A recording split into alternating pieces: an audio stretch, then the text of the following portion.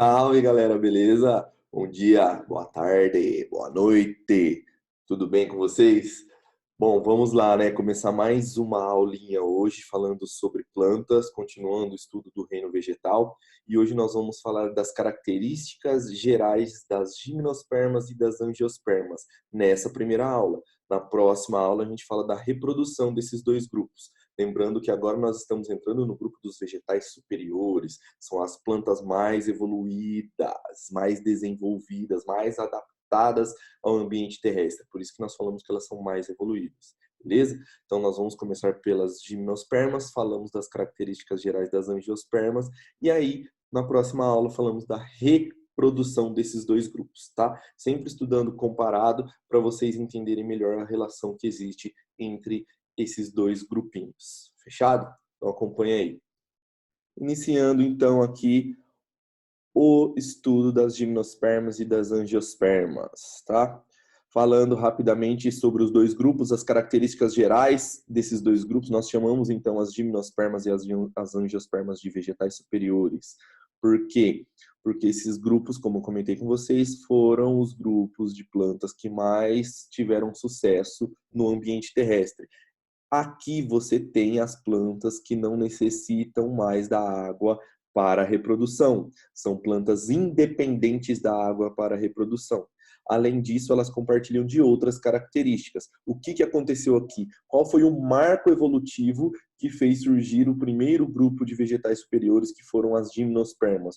Foi justamente o desenvolvimento de quem? Do grão de pólen e das sementes. Então, em uma árvore filogenética, o que separa os vegetais superiores das briófitas e pteridófitas é justamente o surgimento do grão de pólen e da semente. Tá? Então, nós chamamos essas plantas, esses vegetais superiores, de plantas fanerógamas, porque elas têm órgãos reprodutores visíveis, aqui você consegue enxergar a estrutura reprodutora, você olha para o organismo e você acha a estrutura responsável pela reprodução. E dentro dessa estrutura está o gametófito. Olha a diferença. Lá nas briófitas, o gametófito era a planta.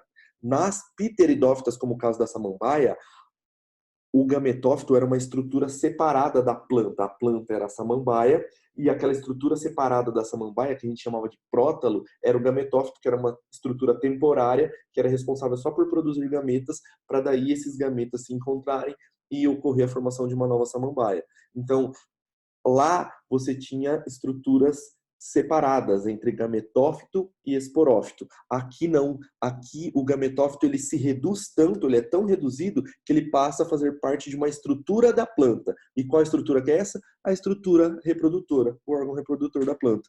Nas gimnospermas são os estróbilos e nas angiospermas são as flores, tá? Lembrando que esses dois grupos são chamados de espermatófitas, porque são os dois grupos que produzem semente.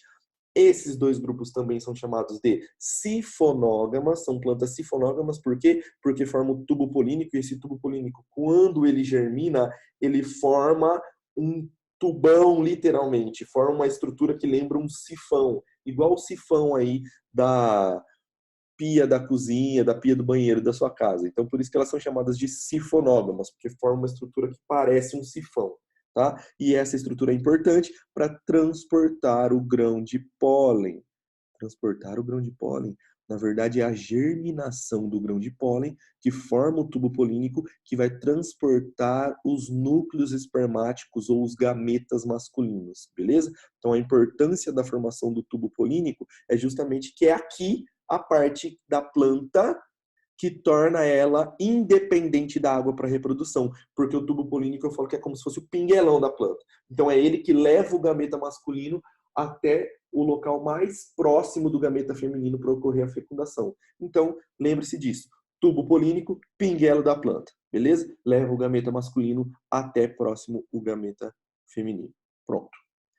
Elas também são chamadas de antófitas, mas não todas, somente as angiospermas, porque o termo antófita representa o surgimento da flor. Então, lá na árvore filogenética, o marco evolutivo agora que separa as gimnospermas das angiospermas é justamente o surgimento de flor e fruto. É isso que diferencia as gimnospermas das angiospermas. Então, angiospermas, flor e fruto, é característica evolutiva que separa esses dois grupos, tá bom?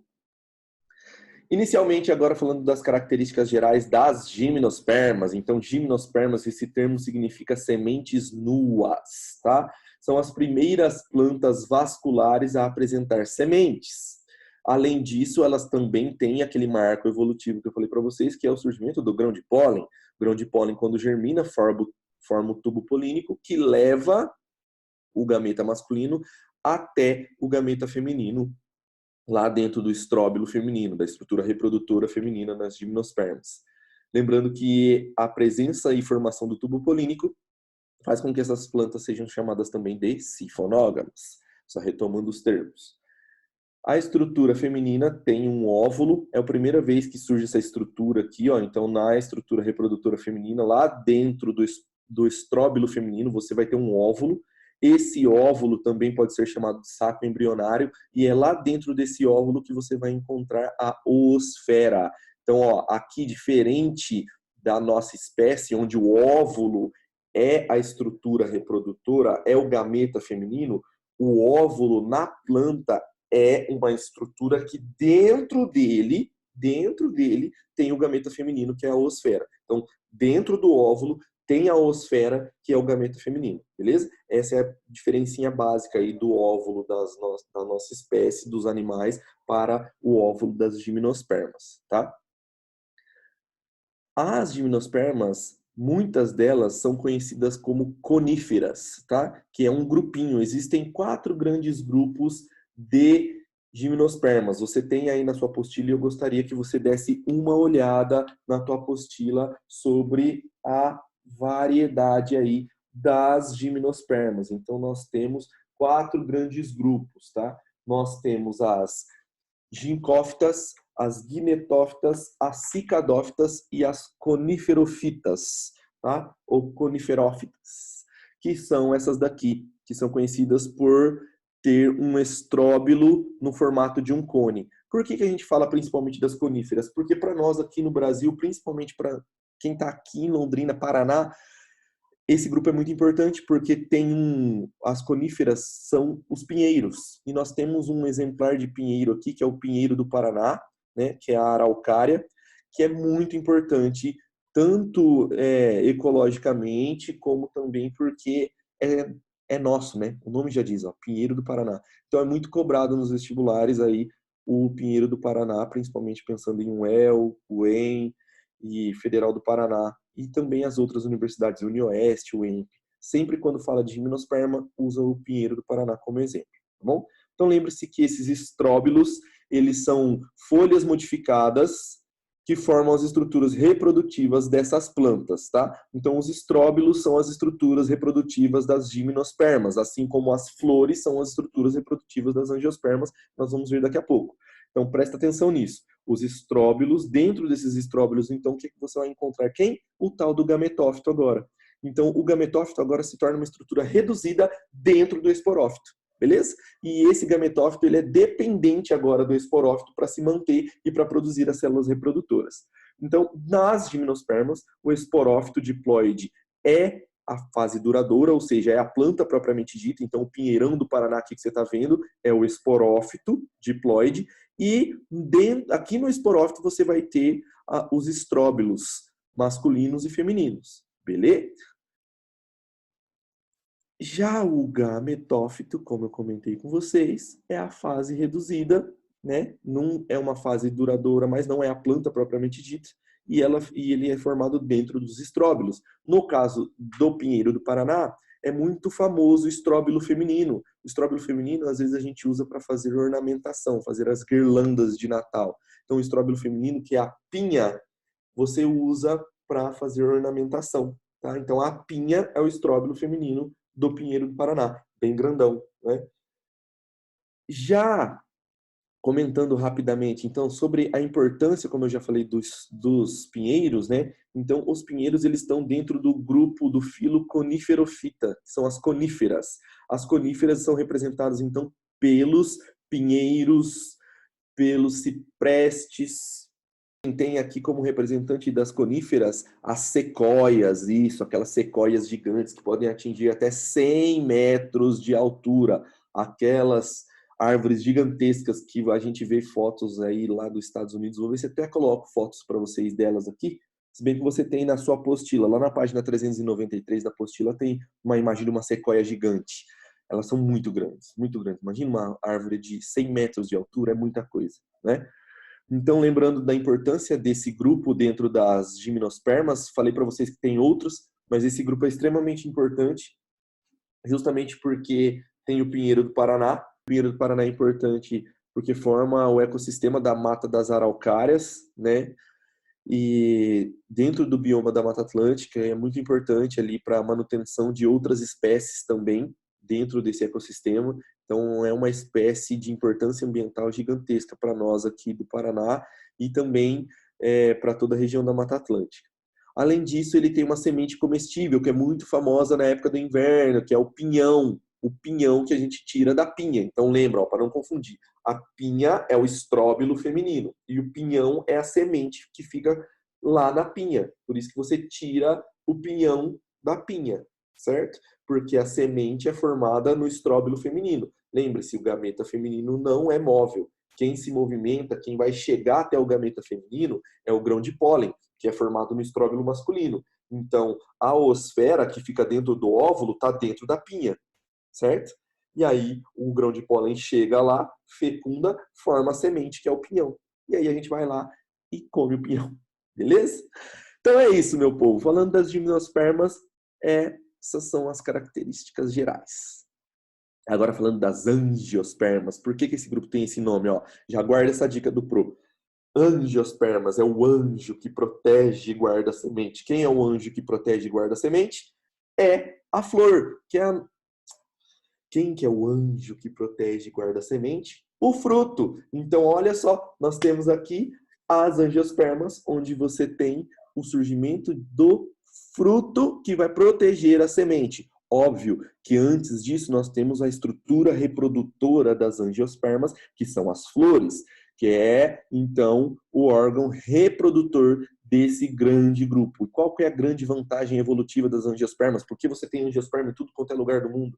Justamente porque as flores, elas atraem polinizadores. Então, o sucesso reprodutivo das angiospermas é muito grande, porque as flores se adaptaram a atrair polinizadores específicos para as espécies de plantas. Então, cada planta tem uma flor adaptada a uma espécie específica de polinizador também. Então, cada espécie vegetal adaptou ao longo da evolução. Eu falo que as flores e as angiospermas, elas coevoluíram com os animais, principalmente aqueles que são polinizadores e aqueles que são dispersores de sementes.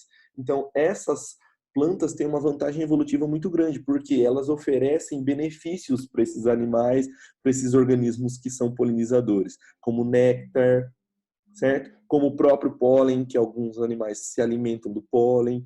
Então, isso é muito legal. Fora as adaptações da flor, que acaba atraindo o polinizador porque ela imita, por exemplo, a fêmea de alguma espécie. Aí o macho vai lá achando que é a fêmea e, na verdade, é uma plantinha. E aí ele já sai cheio de grão de pólen e acaba polinizando também. Tá? A gente vai falar mais disso quando for estudar a estrutura das flores, beleza? Lá nos órgãos vegetais. É o grupo de plantas mais bem sucedido da natureza por causa disso, por causa dessa ampla adaptação aos polinizadores, e ela tem alto sucesso reprodutivo.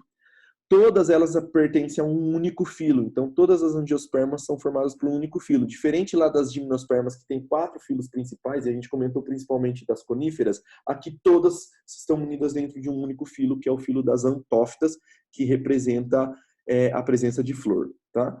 O corpo da planta das angiospermas é o corpo completinho, tem raiz, caule, folhas, flores, frutos e sementes. Aqui também, assim como já tinha desde as samambaias, das pteridófitas, nas gimnospermas e nas angiospermas, a gente vai percebendo uma redução ainda maior do gametófito e a predominância do esporófito. Então, o esporófito é a fase duradoura, é a planta propriamente dita. Então, aqui no IPzão, ó, a planta é o esporófito diploide. E o gametófito, professor, quem que é? O gametófito é uma estrutura reduzida que fica dentro dos órgãos reprodutores. Então, o gametófito aqui vai ser encontrado dentro onde? Das flores. Então, nas flores é que nós vamos encontrar a estrutura do gametófito, que vai produzir gameta masculino e gameta feminino. Nós vamos ver isso na próxima aula, ainda hoje, quando falarmos da reprodução. Tá?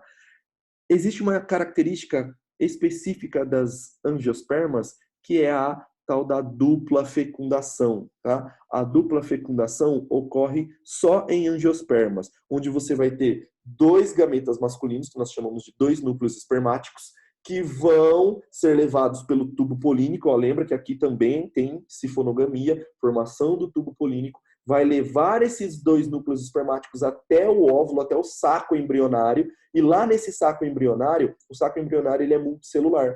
Vai ter o gameta feminino, que é a oosfera, então um núcleo espermático, um gameta masculino vai fecundar a oosfera, que vai dar origem ao zigoto, que depois vai formar um embrião e depois esse embrião vai se desenvolver e formar o esporófito, formar a planta adulta.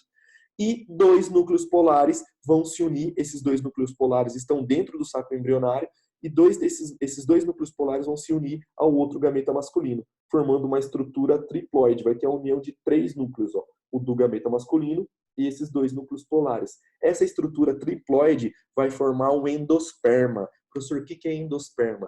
Endosperma vai ser uma estrutura, vai ser uma substância nutritiva usada pelo embrião até a semente germinar. Então, o embrião vai usar essa estrutura, né, esse tecido formado, que vai ser um tecido nutritivo, que é o endosperma, e é um endosperma triploide, porque ele foi formado a partir da união do núcleo do gameta masculino e 2 núcleos polares que estão lá no saco embrionário do óvulo, certo? E essa estrutura vai servir como nutriente para o embrião se desenvolver enquanto a semente não germina e aí não formam as primeiras folhas para a planta poder fazer fotossíntese e produzir o próprio alimento. Fechou? Essas são as características gerais de gimnospermas e angiospermas.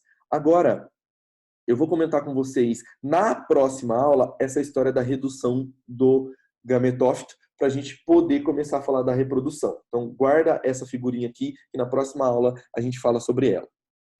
E agora é a sua vez. Você vai pegar lá a sua apostila, vai abrir lá na página 401 e resolver a atividade discursiva, depois o sintetizando a unidade na página 405. Você vai tirar foto de você abraçadinho com a tua apostila, certo?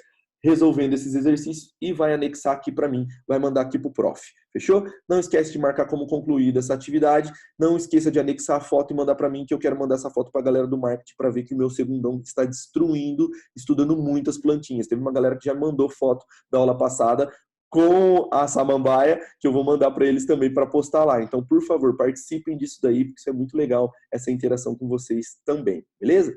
Beijo para vocês, fiquem com Deus. Até daqui a pouco, temos mais uma aula. Tchau!